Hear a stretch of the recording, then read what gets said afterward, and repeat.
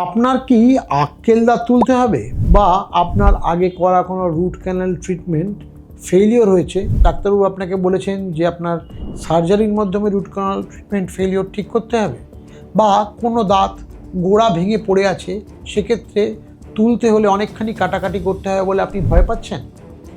এর একটা খুব ভালো সলিউশন কিন্তু আমাদের হাতে আছে, চলে এসেছে। এর নাম হচ্ছে আল্ট্রাসনিক বোন সার্জারি বা পিজো সার্জারি। এই টেকনিকের মাধ্যমে শুধুমাত্র আল্ট্রাসনিক ভাইব্রেশনের মাধ্যমে এবং জল বেরোয় এরকম একটা ডিভাইসের সাহায্যে অত্যন্ত অ্যাট্রোম্যাটিক বা খুব কম ব্যথা বেদনা সংক্রান্ত একটি অপারেটিভ প্রসিজারের মাধ্যমে আমরা এই ধরনের সার্জারিগুলো কিন্তু খুব সহজেই করতে পারি।